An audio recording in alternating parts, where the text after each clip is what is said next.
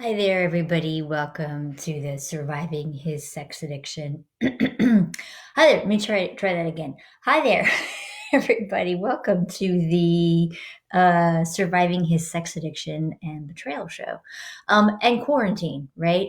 Sort of rebranded this temporarily as the Surviving This Quarantine (parentheses) and His Sex Addiction in parentheses show, because right now we are all surviving this quarantine. Happy Easter!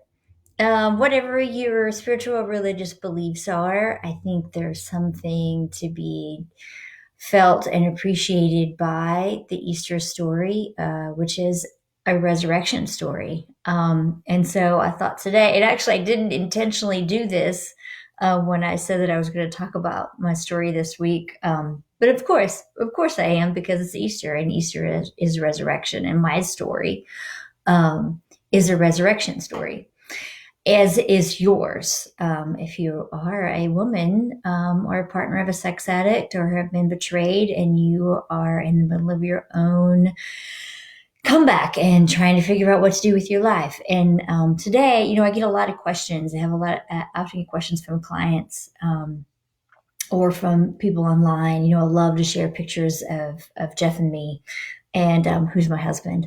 And we got married last May, and people love the happy pictures of me and Jeff, and I love to share them, and it's so good to be happy. But I get a lot of questions about, like, how did I get from the first discovery that my ex-husband's a sex addict, to where I am now. And I get questions like, how did you learn to trust again? That's a great question. And how did you know that you wouldn't just pick another, unhealthy person again? Also a great question. But I really want to start, like, sort of way back in the weeds, and maybe we'll do this over a couple of Sundays, because I can only talk for, like, less than 10 minutes, or I can't post a video on Instagram. But I think really the most painful questions are the ones that are coming from the women, from those of you, if you are still married and you're not sure if you want to be. And maybe you have chosen for today to keep trying, but every day you're wondering, am I doing the right thing? Should I stay? Am I going to have to live with this suspicion and the threat of him having a relapse every day? And do I want to do this? And so I get questions around that, like, well, what was your story? How long did it take you to decide? Like, was it a year? Was it months? Like, blah, blah, blah. So I just want to talk a little bit about that. And I will be very honest and say that the dates get really fuzzy in my brain. And I say that to you because I know that this is one of the ways, it's one of the ways I have experienced PTSD from this, from discovery and from the trauma of being married to a sex addict. Is my brain, the hippocampus goes ring, ring, ring, and it erases painful memories. And so I just want to normalize that for you. If you feel like you have a hard time remembering specific incidents or dates or when things happened when, or another thing that, like, if I had met someone, like, during the years when things were really, really hard, I don't remember them as well. So it's just my brain doesn't really want to store that information. And so I have to think really, really hard. But I just want to start today and say, like, how long, because I get asked this, like, how long did it take before you knew you were done? So to give you some context, so I first discovered that my ex-husband was a sex addict in November of 2012.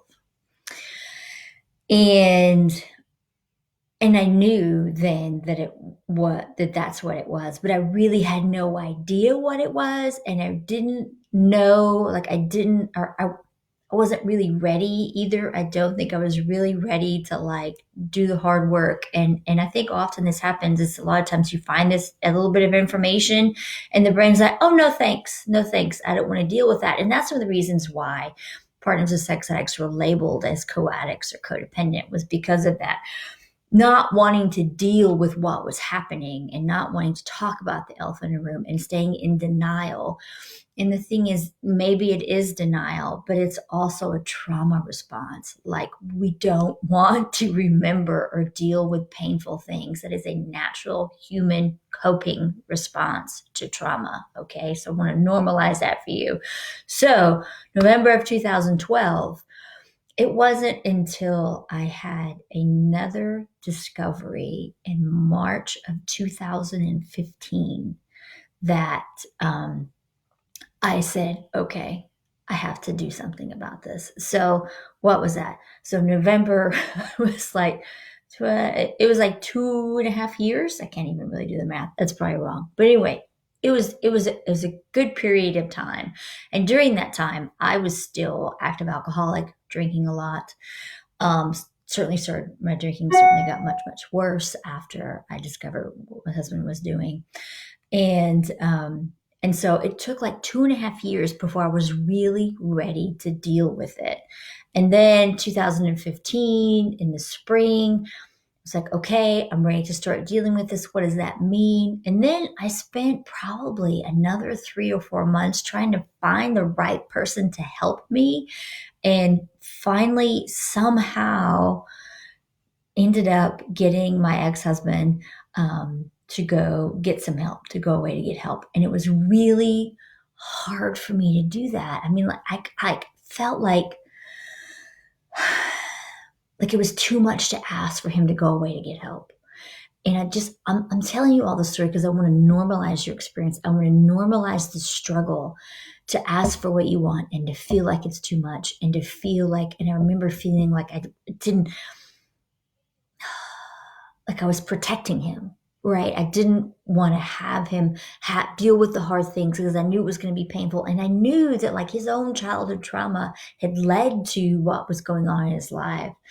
And I used that information to sort of skip over, I call this like the empathetic bypass, because I could so empathize with what had happened to him that I could skip over my own needs and wants. And what I say now is like, it's really hard to say, but like when we do that, when partners do that, when we don't ask for the hard things, but we don't set the firm boundaries and protect ourselves and have the consequences and take the actions when the husbands are not, when the addicts are not working their program and they're not doing what they need to do to get healthy, to keep you safe. When you don't do that, like it's just another way of controlling them, right? It's just another way of it's another way of you abandoning yourself. Oh God, and I really hate to say that this morning. But it's really important for you to see that it's really important for you to ask them to do the hard things. It's good for you and it's good for them. Oh my gosh, I didn't really mean to go off on this sort of tangent this morning, but it's been coming up a lot in the last couple of weeks, like in my practice and with the ladies I'm working with, and even in my own self, I still struggle with boundaries in my family, and holding boundaries, and especially, gosh, I got all these teenagers. But it just, if you know that you're tolerating some behaviors that you shouldn't, like that feeling like it's too much, like you're too much and you don't want to rock the boat. Like, one is completely normal human reaction to not want to rock the boat. And you're going to have to rock the boat to get safety for yourself. And it was during this time in my life. So, right. So 2012, first discovery, March of 2015, I start this process of trying to figure out what I'm going to do. And it was during that time that I've talked about this before, I had this healing session with one of my yoga teachers. And she was like, you have a right to ask for what you need to feel safe. And that was when, like, through the grace of God and like talking to a couple of different lawyers and trying to make sure all my kids were safe, that my ex did end up going away to get help. And then when he came back, there was like this whole other level that we started working through. Okay, I'm going to stop there. When he came back, I was still in. And I'm going to stop there today, and we'll pick up next week and we'll talk about what after he came back from rehab. Okay. Happy Easter to all of you. I want to really just say you have so much time and space, and that figuring out whether or not you want to stay or you want to go is your sacred, beloved resurrection story. It is part of your comeback story and critical to your healing. Okay? Okay, I give you permission. Bye, y'all.